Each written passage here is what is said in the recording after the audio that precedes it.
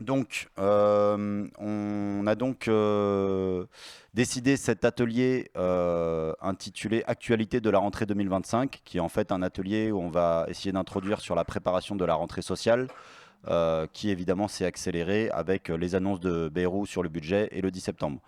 Donc on va être quatre à intervenir en essayant de faire le plus court possible pour que évidemment après les camarades puissent prendre la parole, raconter et puis surtout poser les problèmes d'intervention qui, voilà, qui se soulèvent. Donc c'est Marie-Hélène qui va commencer pour discuter de la situation politique suite à cette accélération et le cadre de notre orientation. Clément interviendra sur la question des licenciements et de notre orientation pour tenter d'y faire face. J'interviendrai plus spécifiquement sur les tâches qui nous incombent par rapport aux AG du 10 septembre et à notre politique sur les lieux de travail. Et Hortense conclura sur notre intervention dans la jeunesse. Voilà. Ouais, salut à tous et toutes les camarades. Donc, je ne sais pas si vous vous souvenez de la phrase qu'avait prononcée Bayrou là, lors de ses annonces concernant le budget 2026. La phrase un peu qu'on avait d'ailleurs mis un peu voilà, en exergue dans l'article du journal qu'on avait fait, c'était notre pronostic vital comme État est engagé. Bon, on peut penser que le pronostic vital de Bayrou à Matignon est engagé lui aussi. Donc les choses se sont effectivement accélérées, à croire que voilà, le programme de nos RER était suivi avec attention par le gouvernement, puisque ça nous oblige à chaque jour quasiment depuis le meeting, voilà, on a des annonces un peu nouvelles dont il faut prendre un peu la mesure. Donc on a voilà, je crois que c'était une formulation utilisée hier et qu'on a reprise pour l'édito qu'on a publié hier. Je vous incite d'ailleurs les camarades si vous n'avez pas pu le faire, à aller lire cet édito qui est en ligne depuis hier. Nous avons intitulé ça le Harakiri de Bayrou. J'ai été amusé aussi par une formule hier soir que j'ai lue là, dans un article de Mediapart où un député macroniste disait Bayrou nous a balancé sous le bus.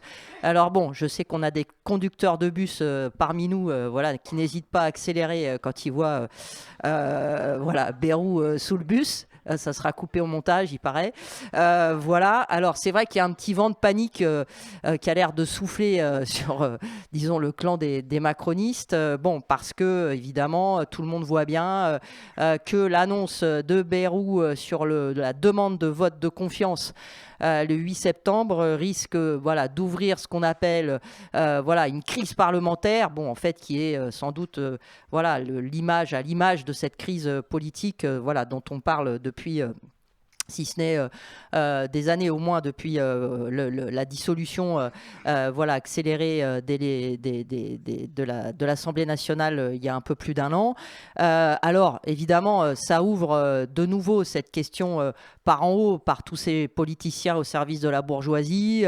Est-ce que Macron voilà, va en redissoudre? Est-ce que, alors, Bardella, lui, hier, hein, bon, il était invité sur le journal de TF1, donc bon, eux ils disent les deux, dissolution ou démission de Macron, enfin il appelle aux deux à la fois, hein, comme ça voilà, on fait pas de jaloux.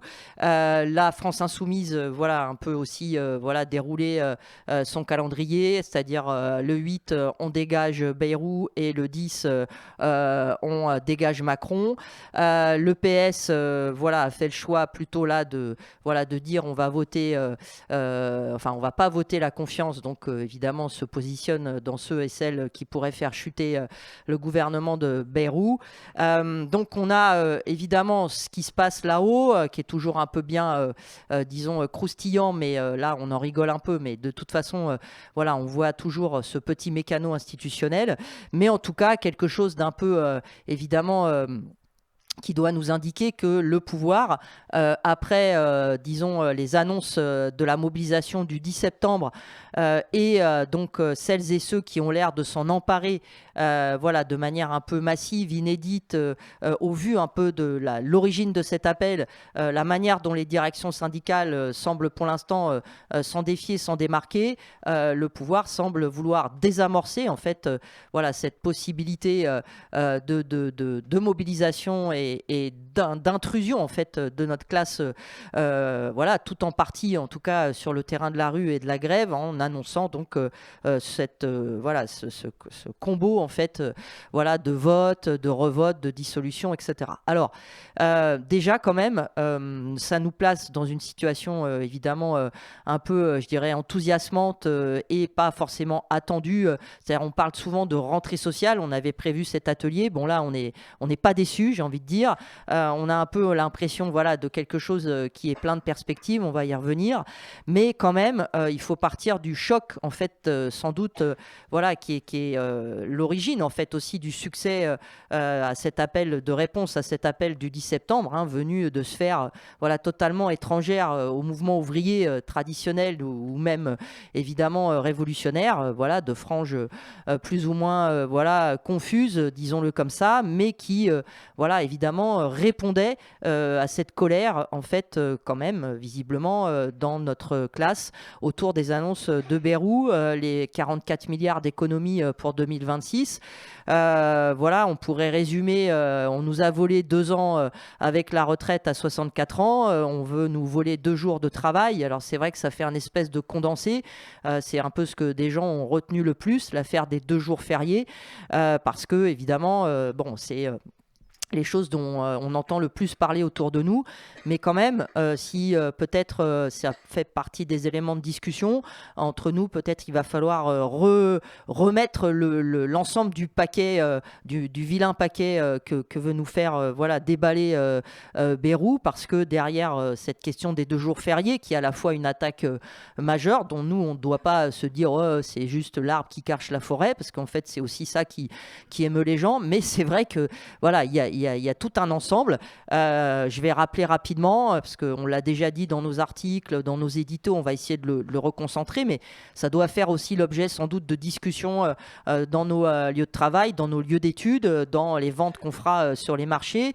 C'est, bon, voilà, pour aller pas forcément de manière hiérarchisée, mais voilà, pour rappeler rapidement les grosses annonces. Donc la 5e semaine de congé payé monétisée, donc sous-entendu qui pourrait disparaître.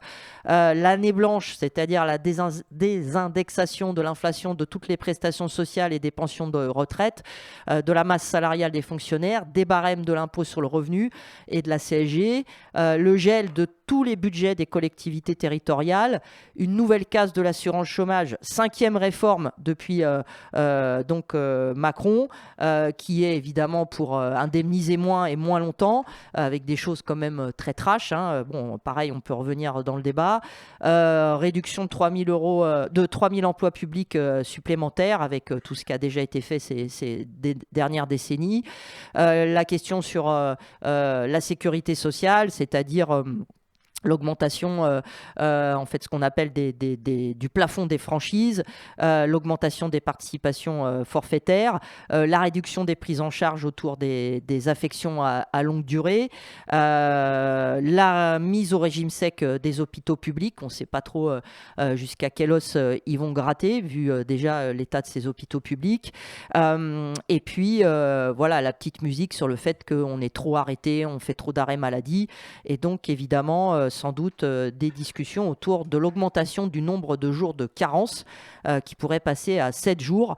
La question de la suppression de l'abattement de 10% pour les retraités au niveau des impôts. Bon, vous voyez bien, si on va dans le détail de tout ça, c'est évidemment l'arme lourde. Et ça tombe bien, puisque évidemment tout ça est fait pour augmenter le budget militaire, puisqu'on est évidemment avec quelque chose d'extrêmement exponentiel. Voilà, plus de 50% d'augmentation des dépenses du budget militaire depuis 2017. Et voilà, parce que ça, c'est un peu la base quand même dans le régime capitaliste, les 211 milliards d'euros annuels de subventions aux entreprises qui, elles, évidemment, ne vont pas diminuer. Alors, Bayrou, voilà, s'est posé en, voyez, grand, comment on appelle ça, moralisateur sur l'effet de la dette. Si jamais on ne fait pas ça, nos enfants, nos petits-enfants, nos arrière-petits-enfants vont être extrêmement voilà, écrasés par cette dette. Alors, cette dette, ce n'est pas la nôtre, hein, bien évidemment, c'est celle qui a été fabriquée de manière totalement volontaire voilà, par l'État au service des riches et des patrons pour engraisser les banques et les actionnaires. Donc évidemment, on a ça. annoncé le 15 juillet. Alors, on a vu l'avant-veille, je crois le 13, le discours de Macron, vous voyez, en posture chef de guerre. Voilà, il va falloir réarmer, réarmer, réarmer. Donc, on avait ce combo-là. Et les directions syndicales, qu'est-ce qu'elles ont fait entre ce 15 juillet et le 27 juillet? Elles se sont dit, il faudra peut-être qu'on se réunisse. Elles se sont réunies et elles ont accouché d'une magnifique pétition. Voilà, c'était le mood pétition, puisqu'il y avait la pétition contre la loi Duplon à ce moment-là. Je vais donner les scores. Pétition contre la loi Duplon, 2,5 millions de signatures. Pétition de l'intersyndicale, 350 000 aujourd'hui. Bon, donc évidemment, si on cherche à faire ce compte, c'est tout simplement pour dire qu'à la fois, voilà, les pétitions de l'intersyndicale, voilà ce qu'on en pense. Mais si vous regardiez le contenu de cette pétition, elle était évidemment, par ailleurs, ce contenu était dramatique, si on peut dire ça comme ça, puisque en fait, elle suppliait Bayrou de revenir en arrière, comme si on avait encore une chance de le convaincre. Donc, dans la foulée de cette absence de riposte, ils avaient dit on se reverra le 1er septembre, c'est-à-dire à Pâques ou à la Trinité, pour annoncer on ne sait quoi. Voilà, donc entre deux, l'appel au 10 septembre et très vite cette date qui fait le buzz, tout un milieu autour de nous qui en parle, et nous avons donc, et ça on va y revenir, des AG, des prises de position syndicales au niveau des UL, de certaines UD, mais pour l'instant les confédérations syndicales en tant que telles, donc qui ont annoncé quand même l'avancée de leur réunion prévue le 1er septembre à vendredi, suite à l'annonce du vote de la confiance de Bayrou, c'est ça qui les a fait avancer la date de la réunion. Alors hier, on a eu Bayrou qui est allé annoncer son plan, enfin essayer de convaincre de son plan à je crois que c'était l'université d'été ou de la CFDT. Voilà, donc ça a été aussi remarqué. Il y avait une interview de Marie-Lise Léon dans Le Monde, qui évidemment dit Bayrou nous a pas convaincus, très bien, mais qui dit évidemment l'appel du 10 septembre c'est un mouvement citoyen. La CFDT ne s'y joindra pas parce que les modes d'action privilégiés ne sont pas les nôtres. Tout bloquer, la désobéissance, ce n'est pas la méthode CFDT. Voilà. Et la journaliste lui dit vous réunissez le 29, qu'est-ce que vous allez décider? La CFDT proposera une date de mobilisation commune. Bon, voilà, mais on en est là. Et la CGT, par la voix de Sophie Binet, à l'annonce de Bayrou sur le vote de confiance, elle dit oui, il faut travailler une riposte commune. Ce qui est très clair, c'est que nous n'attendrons pas le 10 pour commencer la mobilisation. Bon, mais évidemment, sur le 10, plutôt comment on appelle ça, des déclarations de méfiance, de distanciation, de prise à distance. Voilà. Donc, nous, on va devoir agir dans cette configuration. Ce combino institutionnel, dissolution, reconfiguration, qui sera un énième recours, parce que quand même, il va falloir discuter de ça avec une partie de notre milieu. On avait perdu Barnier, on a récupéré Bayrou, on va perdre Bayrou, est-ce qu'on va récupérer un Retailleau? Voyez, parce qu'on pourrait aussi un peu imaginer ce genre de choses. Bayrou a quand même dit c'est moi ou le chaos, et compris en faisant des déclarations un peu sur l'ordre qui ne devra pas être... l'ordre bourgeois, bien sûr, qui ne devra pas être mis à mal. Donc, on pourrait aussi s'attendre à ce genre de montée encore plus autoritaire et à droite. On pourrait aussi avoir des gens, je ne sais pas moi, autour de certaines figures du PS. Nous, on le connaît bien à Rouen, Nicolas Meyer-Rossignol, vous voyez, parce que le PS ne va pas voter la confiance, mais est-ce qu'il va se recomposer avec la LFI pour faire ci ou ça, une nouvelle nouveau Front populaire, moulture XXX. Mathilde Panot hier disait pas avec tout le PS, pas avec Hollande, mais avec d'autres c'est possible. Bon, voilà, donc nous on va falloir se démarquer de ça. Discuter évidemment dans nos organisations syndicales de la posture des directions, voir qu'en même temps il y a plein d'appels qui surgissent, et en même temps C'est une formule qu'on reprend, même si on déteste son principal, comment dirais-je, popularisateur de cette formule, Macron. Nous agissons dans un cadre général à la rentrée parce qu'on a ce 10 septembre, mais en même temps, nous avons toutes nos tâches d'organisation et de parti. Donc à la fois cette continuité de la démarcation vis-à-vis de toute la gauche dite institutionnelle, la manière dont on va défoncer le discours des directions syndicales et en même temps inciter à rentrer dans la bagarre. Et dans ça, le positionnement aussi quand même du reste d'éventuels partenaires. Bon, on a vu la discussion hier avec nos camarades de Hello. Je vous cite, ça donne une idée quand même, le communiqué de nos anciens camarades du NPA, dit l'anticapitaliste aujourd'hui, qui ont publié un communiqué qui dit, et ça c'est important parce que ça va être un des débats qu'on va avoir dans le mouvement aussi, notre perspective est celle d'un grand mouvement d'ensemble, très bien, appuyé par les organisations sociales et politiques, notamment les organisations syndicales qui ont un rôle majeur pour préparer et construire les grèves nécessaires. Voilà, donc en fait on place le mouvement sous l'autorité et la responsabilité des organisations syndicales. Et on a, je terminerai là-dessus, évidemment cette tâche qui va être très importante pour nous d'intervention dans cette situation. Aussi, ce qu'on s'est fixé lors de notre dernier congrès, mais qui n'est pas en contradiction avec ça, c'est-à-dire dans notre tâche aussi d'apparition de manière, je dirais, identifiés comme étant des révolutionnaires autour de l'idée d'un pôle des révolutionnaires, notre future apparition qui pourrait être un peu accélérée sur la question des échéances électorales. On avait en tête évidemment les élections municipales de 2026. Vous avez dû voir qu'à notre dernier CPN, on s'est mis en ordre de bataille par rapport à ça. On veut être présent dans le maximum de villes, mais on va peut-être avoir des législatives anticipées, qui sait, qui pourraient nous reposer cette question un peu plus vite que prévu. Nous avons aussi notre bataille autour de la lutte contre la répression autour de nos camarades postiers et postières du 92. Nous avons la discussion, on va y revenir avec Clément, sur les licenciements. Et tout ça aussi, ne pas oublier la Palestine, la guerre. Donc vous voyez, c'est comment on va articuler à la fois une intervention dans la chaleur d'un mouvement qu'on attend et qu'on sent et qu'on pressent comme étant quelque chose de très majeur, quoi, et en même temps le reste de nos tâches qui nous permettent évidemment d'être identifiés comme une organisation à la fois vers laquelle des gens peuvent se tourner comme étant des gens qui ne vont pas simplement se rallier à toutes les solutions de la gauche institutionnelle, mais aussi qui vont offrir une perspective de regroupement des luttes, d'auto-organisation dans les bagarres et d'affirmation d'un programme pour faire gagner les luttes et les revendications du monde du travail.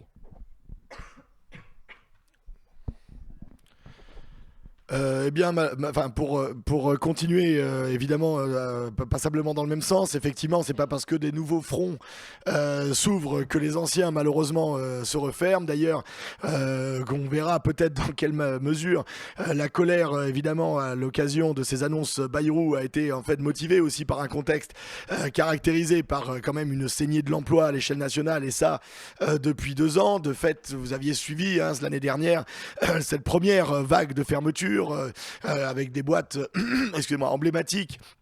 Emma France à Aulnay, Michelin Cholet qui a fermé il y a peu de temps et dont les camarades de Hello nous rappelaient la lutte hier, les sites Valeo d'Isère dans la Sarthe, Vancorex et Arkema dans la région de Grenoble. Ça, c'était que les plus emblématiques, drainant derrière elles évidemment des dizaines, des centaines de sous-traitants de l'automobile. Mais cette année, vous avez vu aussi que vient une nouvelle vague autour de boîtes là aussi très emblématiques et d'ailleurs beaucoup plus grosses, comme ArcelorMittal, ST Microelectronics, Stellantis et dernièrement Cenexi dans la pharmachimie. Alors évidemment, l'exemple d'Arcelor est un peu significatif d'un certain point de vue et il a un peu crevé l'écran pour bien des raisons, mais effectivement derrière les 650 postes qui sont menacés à l'échelle nationale et derrière la lutte d'ailleurs de la CGT pour les contester, effectivement se cachent en fait des menaces de fermeture de sites d'ici à 2029 beaucoup plus massives. Les sites de Dunkerque, de Bassindre, de Florange, de Montataire dans l'Oise sont en fait menacés. C'est en tout cas ce que savent les camarades de la CGT de Arcelor.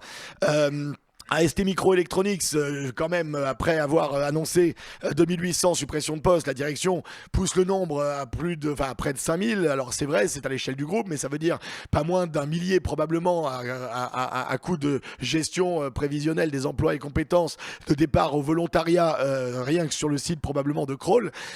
Quant à Stellantis Poissy, nos camarades au moins ont gagné la bataille de la conviction, c'est-à-dire de convaincre les travailleurs eux-mêmes que le site allait effectivement fermer malgré les dénégations de la direction, malgré etc. Ils ont réussi à convaincre que le site allait fermer aussi parce que pour une fois, il n'est pas coutume, c'est le journal L'Équipe, un journal sportif qui a révélé les velléités d'achat du site par le PSG.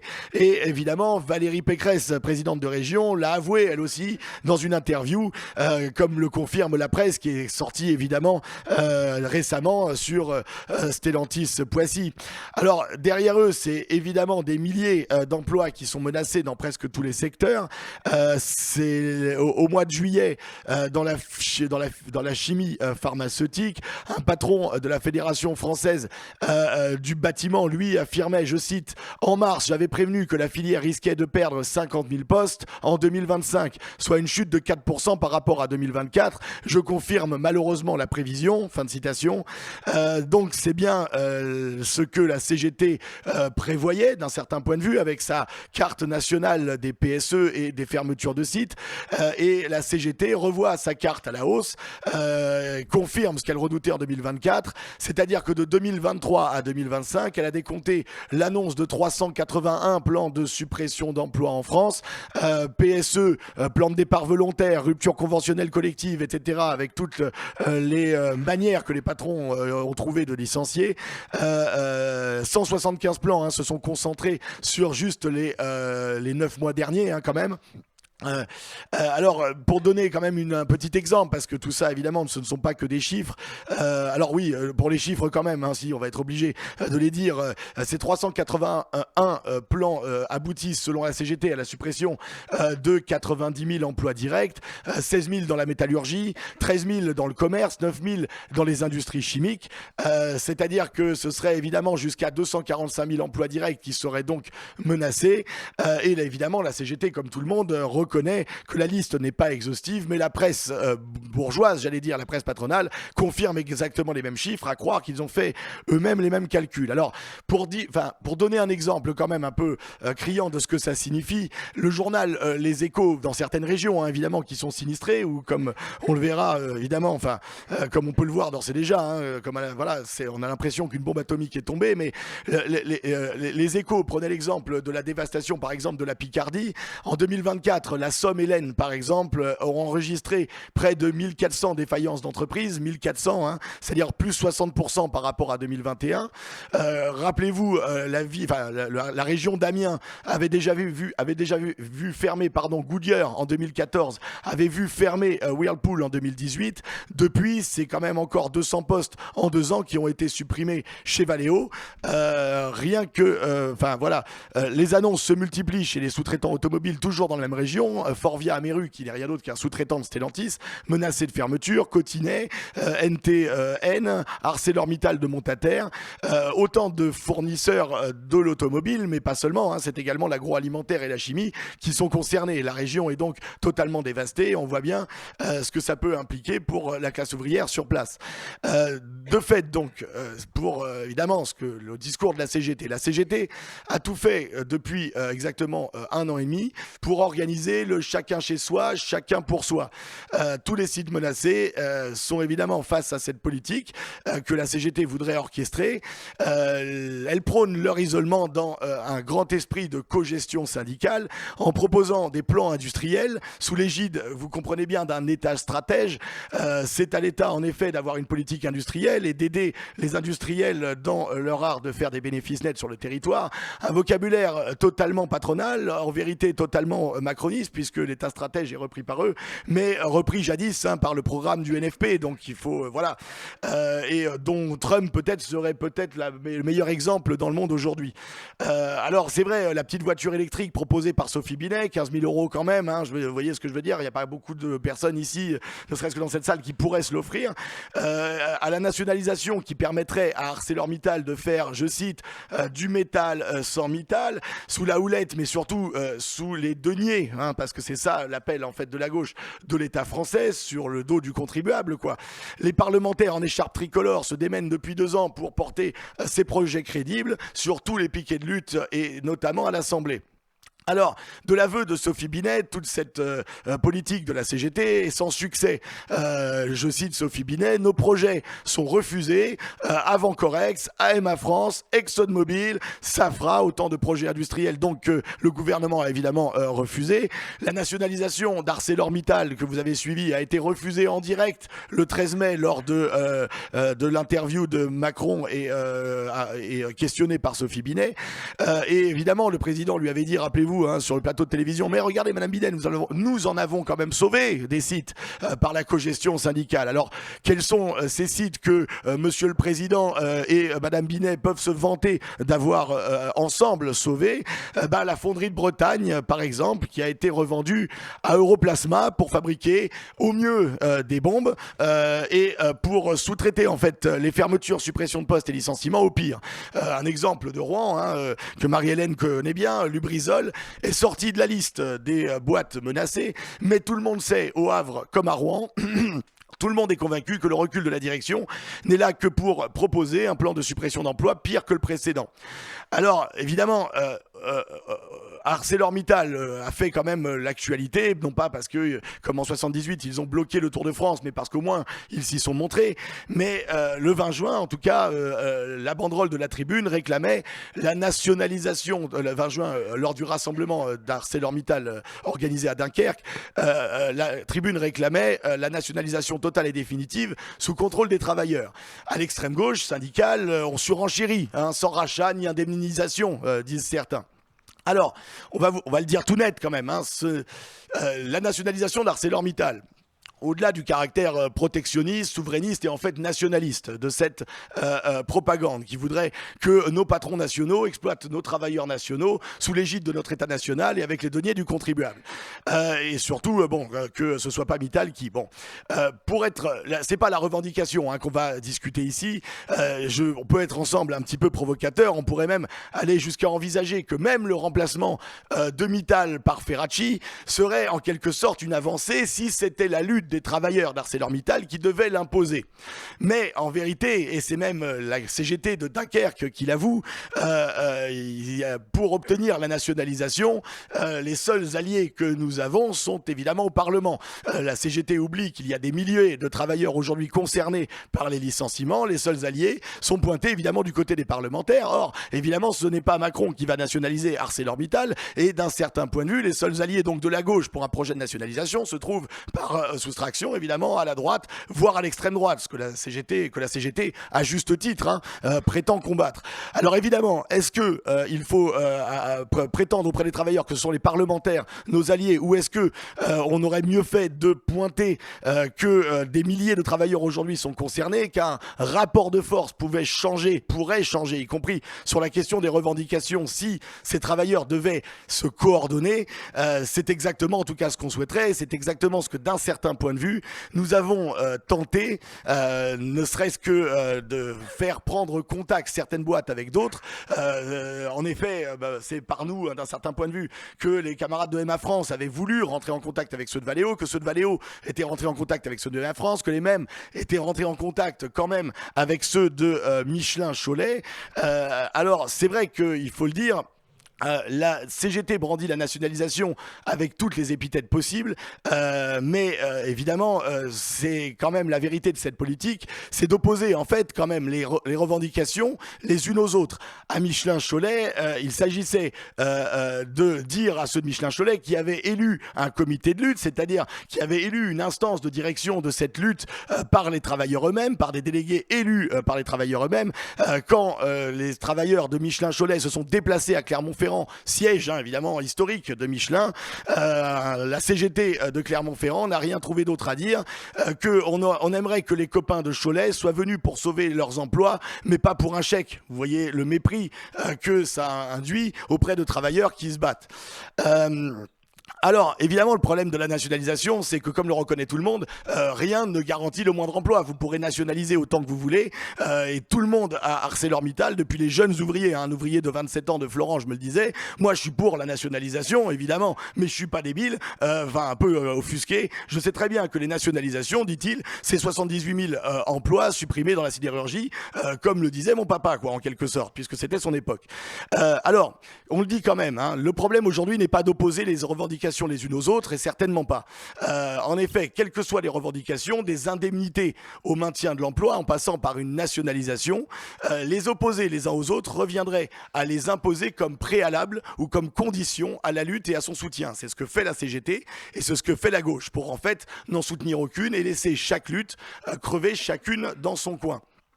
Mais qu'on le veuille ou non, toutes les revendications, quelles qu'elles soient, à condition que ce soit les travailleurs qui se les proposent, participent à leur manière à lutter contre les licenciements, à condition que la lutte, évidemment, s'approfondisse et se coordonne. Évidemment, les grèves sont difficiles dans un contexte de suppression de postes, et c'est vrai qu'on peut pas...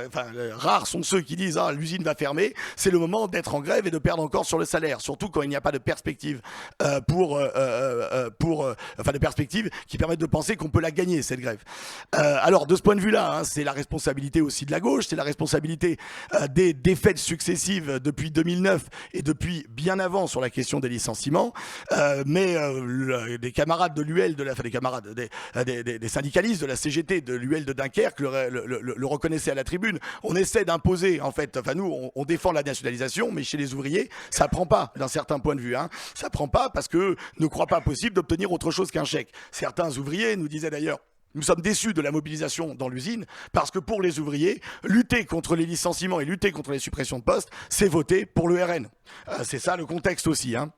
Alors, pour changer de rapport de force, il faudrait effectivement sortir de cet isolement, et c'est à ça que je crois nous devrons essayer d'œuvrer à notre petite échelle et à partir des boîtes dans lesquelles effectivement nous sommes implantés. J'insiste là-dessus, la condition n'est pas d'être implanté dans une boîte qui ferme pour intervenir. Vous comprenez bien que quand, on va pas faire d'ailleurs embaucher tous nos camarades dans les boîtes qui ferment en pensant que ça va être une perspective pour eux. Le problème par contre, c'est de dire quand même que quand on a des camarades à Stellantis, quand on a des camarades dans des grosses entreprises, bien sûr que la légitimité de s'adresser à des sous-traitants, que la légitimité même par des voies syndicales d'aller voir des sous-traitants, de discuter, de convaincre pour essayer de faire en sorte qu'elles ne restent pas isolées, c'est quelque chose de possible et de probable. C'est ce qu'a fait en tout cas Stellantis. Eux sont allés voir évidemment toutes les entreprises de PSA menacées, celle de PSA Douvrin dans le Nord par exemple. Ils sont allés voir également tous leurs sous-traitants, MC Synchro, Forvia Meru, en tissant des liens très prometteurs en effet pour la lutte qui s'annonce, une lutte d'ailleurs qui va probablement être plus rapide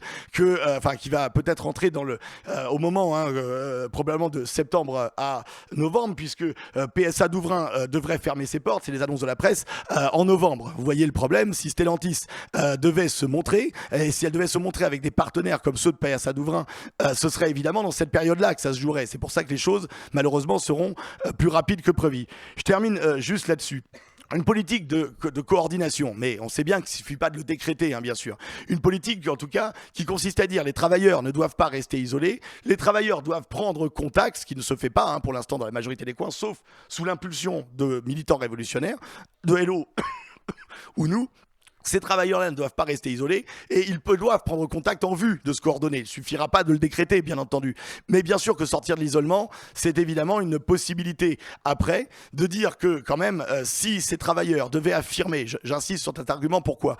Si les travailleurs devaient affirmer à un moment déterminé qu'il n'est plus question qu'une seule entreprise menacée, qu'un seul poste ou qu'un seul ouvrier se retrouve seul face au licenciement, vous imaginez bien qu'un tel appel de boîtes, d'usines un peu emblématiques, comme le serait Stellantis ou comme le serait, etc., ne ne parlerait évidemment pas d'indemnité. Un appel ne dirait pas « Regardez, regroupons-nous pour faire en sorte d'obtenir 5 000 € d'indemnité de plus ». Vous comprenez, parce que l'enjeu, ce serait évidemment pour dire contre les licenciements et probablement contre les fermetures. Bref, on pourrait envisager ou imaginer, dans un contexte qui n'est pas encore le nôtre, puisque les luttes sont vaincues les unes à côté des autres, mais dans un tel contexte, un tel rapport de force changerait, et avec ce rapport de force changerait évidemment les perspectives que les travailleurs ou les mots d'ordre, que les travailleurs croient pouvoir imposer. Bien sûr que nous pensons que c'est l'interdiction des licenciements qu'il faut arracher, que le meilleur moyen c'est la grève et sa généralisation. Pour le démontrer, il faut montrer aux travailleurs qu'en restant isolés, le rapport de force est faible, qu'en se mettant en contact avec d'autres, le rapport de force est grand. Et c'est à ça qu'on devra œuvrer ces prochaines semaines, malheureusement aussi,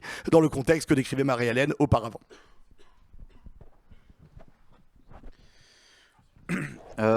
Pour ma part, je vais insister sur les tâches concrètes et les moyens de notre intervention dans cette rentrée. Des tâches qui ne sont pas simplement à discuter ici, évidemment, mais à discuter dès demain, j'ai presque envie de dire, à tous les niveaux de l'organisation et en particulier dans les comités.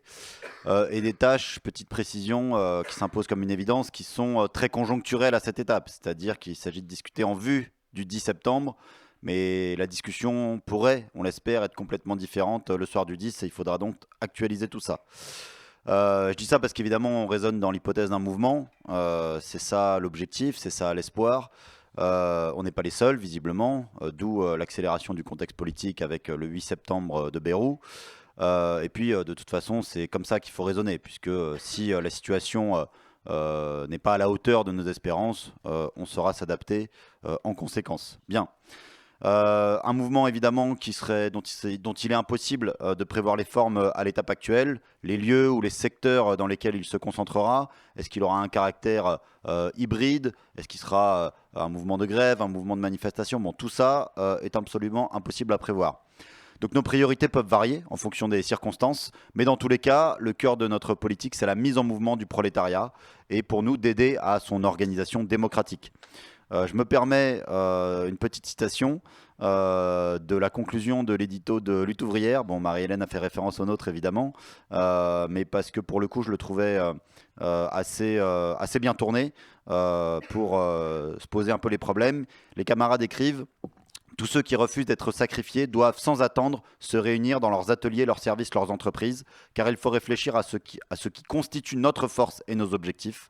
Il faut comprendre qui sont nos vrais ennemis et nos faux amis, et se donner les moyens de diriger nous-mêmes notre combat sans nous laisser récupérer par qui que ce soit.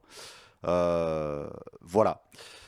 On souscrit évidemment entièrement à le cadre général de cette politique, et donc on fait le choix de se projeter en cette rentrée dans trois directions qui ne correspondent pas au même niveau de priorité ou de possibilité évidemment en fonction de nos forces locales, mais trois directions. Notre activité dans la jeunesse scolarisée que Hortense développera évidemment juste après, et moi je vais insister sur deux autres aspects: les AG préparatoires au 10 septembre et notre activité sur les lieux de travail. Alors pour ce qui concerne les AG du 10 septembre, c'est vrai qu'à cette étape, la discussion qu'on a eue dans l'organisation, au CE, etc., et puis dans les comités qui se sont réunis évidemment au mois d'août, on a fait le choix, on choisit de participer aux réunions préparatoires au 10 septembre. Donc c'est les AG populaires, en tout cas moi à Lille c'est comme ça qu'elles s'appellent, peut-être dans d'autres coins c'est différent. C'est un choix, évidemment.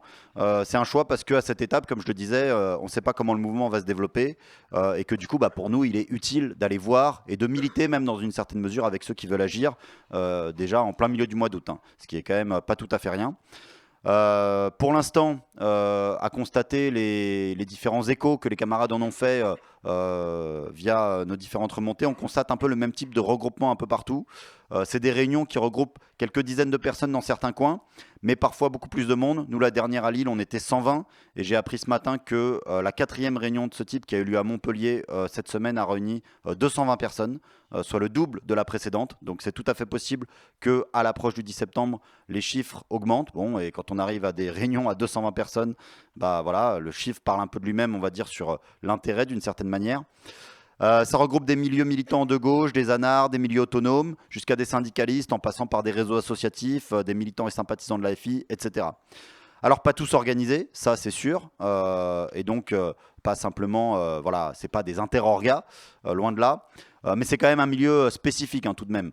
Autrement dit, c'est vrai que le caractère populaire de ces AG n'est pas encore réel d'une certaine manière. C'est quand même plutôt voilà, des milieux militants, plutôt de centre-ville, bon, etc. Pour dire un mot juste sur la Lille, par exemple, pour vous donner un exemple. Donc on était 82 à la première, 120 à la deuxième. Il y a un rythme hebdomadaire qui s'est constitué. Bon, évidemment, c'est le bordel, ça discute dans tous les sens. Pour dire un peu les discussions, il y a des choses qui vont, des discussions un peu classiques quand on se retrouve un peu entre milieux militants comme ça, de on va bloquer les points stratégiques de ci, ça, bon, ok. Mais à des discussions, on sent qu'il y a quand même des militants qui se posent des problèmes d'intervention un peu de là. Bon, juste pour dire deux exemples, il y avait toute une réflexion sur comment se tourner vers les lieux de travail. Au début, bon, moi j'étais un peu sceptique, même si évidemment c'est intéressant. Et en fait, ce que racontaient les gens qui ont fait la discussion, c'est que les problèmes qui se sont posés, c'est comment aller distribuer des tracts à la porte de tout un tas de boîtes, y compris comment, quel type de tracts il fallait rédiger et comment les rédiger pour faire avoir, en intégrant la préoccupation que dans certaines boîtes, il y a un climat antisyndical assez fort. Et du coup, comment on s'adresse un peu vraiment aux gens, quoi. Et pareil, sur les revendications, il y avait un peu une discussion assez intéressante entre bon voilà, un peu les milieux gauchos qui disaient ouais, faut rajouter sur la Palestine les oppressions, le machin, le truc. Bon, enfin, je veux dire, voilà, pourquoi pas. Mais d'autres qui disaient oui, d'accord, mais si on fait juste en gros le programme, un programme politique, c'est pas tellement le problème à cette étape. C'est plus comment on va se tourner vers, bah oui, des milieux plus ouvriers, plus populaires. Et de ce point de vue-là, peut-être que le problème c'est pas simplement de nous entre nous faire la liste de ce sur quoi on est d'accord, mais voilà. Bon, un peu ce genre de discussion quand même qui voilà, ont quand même un certain intérêt. Bon, alors comment on intervient là-dedans? Bon, il y a plein de problèmes un peu concrets, est-ce qu'on se présente ou non? Voilà, il y a un peu pas d'étiquette, machin et tout. Bon, tout ça est très variable et différent en fonction des coins. En tous les cas, pour nous, il s'agit évidemment de rien cacher, surtout pas de notre appartenance politique. Bon, moi, quand je suis intervenu, je me suis pas dans mes interventions dans l'AG, j'ai pas dit que j'étais au NPR révolutionnaire parce que personne ne le faisait. Mais par contre, dans toutes les discussions individuelles, les liens que j'ai tissés, j'ai dit systématiquement que j'étais de l'organisation et ça n'a posé aucun problème. Mais dans tous les cas, nous, notre problème, c'est d'y prendre la parole, évidemment, pas juste d'aller faire de la sociologie. Deux choses, à mon avis, un peu essentielles qu'il faut dire, quitte à un peu répéter ce que disait Marie. La chose évidente, c'est les pièges institutionnels. Donc je répète pas trop les raisonnements qu'elle a fait, mais il y a un peu deux niveaux quand même. C'est l'idée que le 8 septembre a quand même un peu pour fonction d'annuler ou d'invisibiliser le 10, ou en tout cas la possibilité d'un mouvement du point de vue de la tactique du gouvernement. Et l'autre aspect du piège institutionnel, c'est celui de la gauche, évidemment, c'est-à-dire motion de censure, destitution et compagnie. Bon, voilà. Mais ça, il faut intervenir là-dessus, c'est une évidence, mais je le dis. Et à mon avis, une discussion à poser, c'est celle des revendications, qui rejoint un peu ce que j'expliquais un petit peu juste avant. Quel type d'objectif le mouvement pourrait mettre en avant? Et je pense qu'effectivement, la question du refus du budget de Bayrou est au centre, mais comme une attaque de classe, pas juste comme un truc de comment on équilibre les comptes de l'État, etc. C'est-à-dire une attaque directement contre les travailleurs. Je ne sais pas si vous avez vu, Macron, il a déclaré, il y a, je crois, aujourd'hui ou hier, on a fait l'argent magique il y a 2-3 ans, maintenant c'est normal qu'il faut rembourser. Donc en fait, oui, cette opération, c'est directement un transfert d'argent vers le patronat. Dans ces cadres-là, on peut chercher aussi à participer aux activités militantes, à prendre des responsabilités. En fait, nous, il y a tout un tas de gens en fait, de l'AG qui sont allés distribuer des tracts, appeler au 10, etc. C'est des choses auxquelles on peut participer. Un mot quand même, il faut faire attention aux limites un peu réelles qui peuvent exister dans ces cadres-là, parce que ça peut aussi tourner en rond dans un petit entre-soi avec des discussions politiques où on refait le monde, et c'est pas trop notre politique ni notre objectif. Mais ne nous privons pas à cette étape des occasions. Voilà pour ce que je voulais indiquer sur les AG. Simplement pour dire en conclusion là-dessus que si nous on va dans ces AG-là, c'est pas parce qu'on pense que ces AG vont être le cadre d'organisation du mouvement. C'est pas tellement ça le problème. Évidemment que si mouvement il y a, il débordera de toute façon un petit peu tout, et la manière dont il s'organisera, eh bien, ce sera à sa manière d'une certaine manière. Et nous, on aurait envie que ce soit de la manière la plus auto-organisée, démocratique possible, et le plus en lien avec l'activité des travailleurs. Donc voilà, il n'y a pas d'exclusivité, et peut-être que si AG il doit y avoir, ce ne sera pas ces AG populaires qui seront le cadre, mais bien autre chose.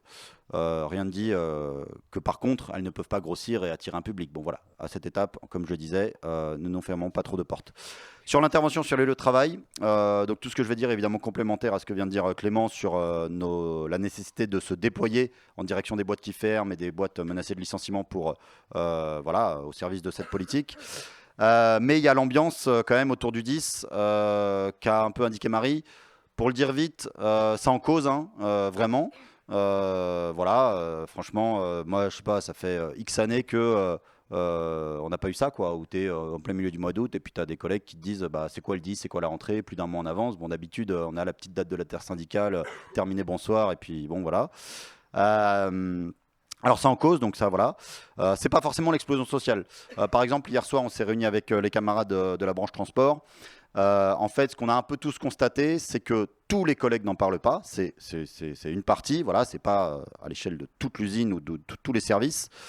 Et ça en discute encore de manière attentiste, c'est-à-dire avec sans doute de l'espoir, mais c'est pas en mode allez, comment on fait pour s'organiser, je veux ci, je veux ça, etc. Donc ça veut dire que nous, on est un peu dans cette situation-là et qu'il faut qu'on aille chercher les collègues.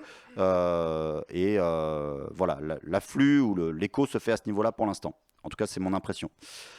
Dans nos syndicats, évidemment, il y a tout ce qu'a introduit Marie sur la politique syndicale entre les sommets et les problèmes qu'ils ont et comment des sections syndicales ou des militants syndicaux sensibles à ça peuvent réagir. Il y a localement, voire parfois certaines fédérations qui ont décidé d'appeler clairement au 10. Donc nous, par exemple, on a Sudrail qui a lancé un appel à la grève et aux manifestations. On a l'Union départementale du Nord qui a pris l'initiative d'une manifestation très en avance. Et en fait, je pense que ça, c'est un des problèmes qu'il faut qu'on arrive à poser au milieu syndical, c'est la question des manifs. Parce qu'en faisant un petit peu le tour là dans les RER, l'impression que ça m'a donné, c'est qu'en fait, il n'y a pas forcément de manifs qui sont prévus, quoi. Donc nous, c'est vrai qu'on militait à Lille, parce que bon, on a l'UD qui a lancé ça depuis 3 semaines, donc c'est vrai que c'est... Voilà, ça coule un peu, enfin voilà. Mais je crois que pour la plupart des camarades, il n'y a pas de manif de prévu. Donc là, c'est sûr qu'on est le 27. À mon avis, voilà, c'est quand même un des gros problèmes. Et puis évidemment, le problème qu'on a envie de poser, c'est celui de la grève. Voilà, j'insiste pas sur les raisons. Je pense qu'on en est convaincu qu'on les connaît. Et celui de l'organisation des travailleurs par des assemblées générales et la possibilité de regrouper des collègues. Par exemple, ça serait bien qu'il y ait des pôles de travailleurs qui s'identifient comme tels, avec des banderoles, avec des mots d'ordre, avec des ceci, des cela, dans les manifestations ou à défaut dans l'activité qui se déploiera le 10. Ok, on peut aller bloquer une raffinerie ou un rond-point, pourquoi pas, enfin allons-y même, d'une certaine manière. Mais évidemment, c'est pas pareil si on arrive à y aller avec 10, 15, 20 collègues qui sont identifiés sous une banderole un peu, voilà, bon. C'est peut-être cet aspect-là des choses. Notre politique syndicale, voilà. Mais évidemment, on ne va pas se limiter à notre intervention sous étiquette syndicale. Déjà parce qu'on tient à se délimiter de toutes ces manœuvres des appareils, mais aussi parce que ça sera possible, dans le cadre d'un mouvement, d'intervenir directement en tant que travailleur en lutte, et en essayant de développer au maximum les cadres qui pourront se construire autour de ça, y compris pour tous les camarades qui n'ont pas d'appartenance syndicale parce qu'ils militent depuis moins longtemps dans leur boîte et tout. C'est vrai que tous ces problèmes à l'échelle d'un mouvement qui pourrait être un peu hybride, débordé, etc., peuvent se poser bien différemment. Voilà, si vous ne pouvez pas encore vous mettre en grève dans votre boîte, mais que vous pouvez aller à la manif l'après-midi, bah, en fait, ça ouvre quand même des possibilités d'organisation. Dernière chose, et je conclue là-dessus, il faut mettre en action l'organisation et solliciter notre milieu. Donc je pense qu'on l'a tous compris, ça va aller très vite, donc il faut faire une bonne nuit et se remettre du dance floor d'hier soir et partir dès demain matin sur les chapeaux de roue, parce qu'en fait les choses, voilà, ça va s'accélérer à fond. Donc il faut être au taquet et structurer du coup l'organisation en conséquence. Donc convoquer les réunions de rentrée très vite, etc. Bon, je dis peut-être des évidences. Il faut que les branches fassent un boulot. Les branches et les comités fassent un boulot pour faire remonter les informations, faire des rapports. Pareil, on a pris l'initiative, par exemple, au niveau de la branche transport, d'organiser un Zoom le dimanche 7 pour justement faire remonter un peu l'état des lieux à la veille du 8-10. Donc en vrai, ça serait pas mal que toutes les branches fassent ça, ce genre d'initiative. Voilà, il faut disposer l'organisation de cette manière-là. Et puis une période comme ça, c'est l'occasion de relancer largement notre milieu de boîte. Dans les boîtes où on est, mais aussi tous les contacts de boîtes dans le milieu ouvrier qu'on a. Voilà, des copains qui militent depuis 5, 10, 15, 20 ans. On connaît plein de monde en fait à l'échelle d'une ville, dans les boîtes, qui ne sont pas forcément des sympathisants, mais c'est des liens qu'on a. Il faut les relancer. Voilà, qu'est-ce qui se passe dans ta boîte le 10? Il faut faire des rappels. Voilà, il faut se mettre un peu en condition de pouvoir avoir des infos, mais aussi pourquoi pas se projeter, parce que ça se trouve, ça sera pas dans notre boîte qu'il va se passer un truc, ça sera dans la boîte du pote qu'on a rencontré pendant les gilets jaunes ou pendant les retraites, mais qu'on n'avait pas forcément gardé le contact parce que machin. Mais là, il va se passer un truc et il faut s'y déployer. Voilà, dernier mot, notre apparition politique importante à avoir à partir de nos militants jeunes, nos militants d'entreprise, apparaître comme révolutionnaires, comme NPA révolutionnaire, vidéo, tract, etc. Bon, voilà, ces réflexes-là, on les a, mais il faut les faire. Et donc, au boulot. Voilà. Je vais essayer de faire rapide pour que la discussion puisse être la plus riche possible et que tout le monde puisse participer et aussi parce que en fait dans la jeunesse on n'a pas encore tous les retours bien sûr puisque voilà, on est en vacances, quoi. Mais on a quand même eu un peu des petits échos, et notamment dans les facs où il y avait eu la mobilisation contre les coupes budgétaires l'année dernière, quoi, et notamment dans les universités, genre à Bordeaux ou à Rennes, ils ont déjà des AG de prévus, quoi. Et dans ces coins, il y a un peu eu des relances sur les groupes de mobilisation, sur qu'est-ce qui va se passer le 10 septembre, etc. Dans les lycées, c'est un peu pareil, hein, on a quand même déjà vu des appels à bloquer les lycées qui tourne un peu, quoi, notamment parce que voilà, quand on dit on va bloquer le pays, les lycéens ils disent grave, j'adore les poubelles, et ils ont bien raison, et je pense qu'on va un peu les aider à faire ça, quoi. Mais voilà, après là où on va avoir un peu plus de visibilité, c'est un peu après la rentrée, l'étape de pré-rentrée et tout. En vrai, ça peut commencer dès le 1er septembre dans tout un tas, pour quelques facs parisiennes, pour Tours, pour Besançon, je crois, etc. Mais dans d'autres coins, c'est pas vraiment pas encore la rentrée, quoi. Donc pour les universités, ce sera un peu plus compliqué. Pour les lycées, par contre, dès le 1er septembre, on peut être à la porte des bahus, leur parler du 10 septembre et du communisme par la même occasion. Et en fait, oui, on n'est pas absolument certain de la tête que ça va avoir. Par contre, on n'a pas vraiment... Enfin, il n'y a pas de raison que ça marche pas. Et en fait, on a plutôt envie de tabler sur le fait que ça va marcher, quoi. Et que si on veut pouvoir peser politiquement dans ce mouvement qui marche, on a tout intérêt à y arriver bien entouré, et du coup d'avoir vraiment construit cette date, d'avoir fait les tours de préparation, l'accroche, les AG, etc., etc. Notamment parce que si on veut peser politiquement face à la pression réformiste bourgeoise à laquelle nous ne sommes pas imperméables, hein, comme nous l'ont bien rappelé nos camarades hier, il va quand même falloir qu'on soit le plus nombreux possible et qu'on y apparaisse politiquement en discutant de tout ce qui ne va pas dans la société. Parce que ce qu'on discutait un peu à l'AG Jeune, et c'était Victor qui disait ça, et je suis grave d'accord, c'est que ce 10 septembre, l'écho qu'il a un peu dans la jeunesse, c'est une colère beaucoup plus profonde même que le budget de Bayrou qui ressort à ce moment-là, et je pense que ça nous permet d'avancer énormément d'axes politiques en général, quoi.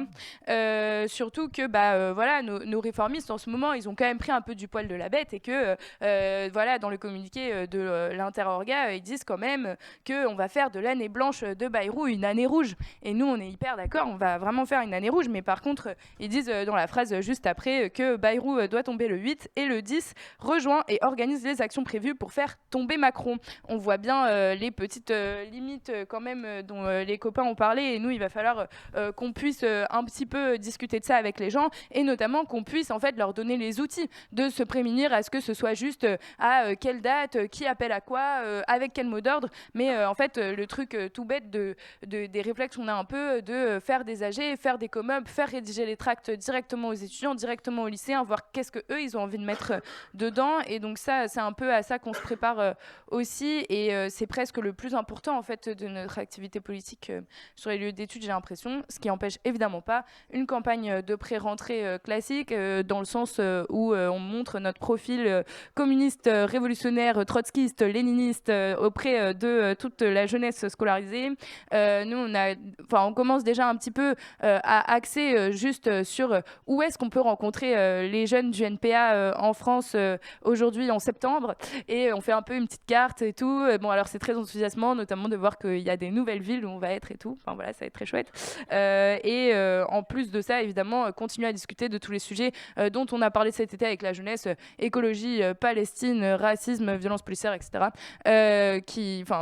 Auxquels on va pas couper. En tout cas, dès le 1er septembre, il va falloir des jeunes devant tous les lycées possibles et inimaginables. Et un peu sur le truc que disait Damien, où je pense que ça se joue aussi, on a tous un peu des contacts dans nos facs, dans nos lycées, de plein de jeunes qu'on a croisés en manif, à la réforme des retraites, au trou, machin, où on n'a pas le temps de développer une activité lycéenne de fou dans ce bahut-là parce qu'il est un peu loin que machin, et que là, ça vaut quand même un peu le coup de relancer. Voilà.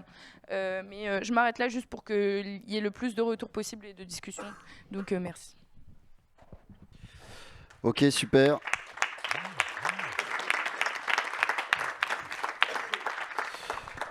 On a un bon 3/4 d'heure.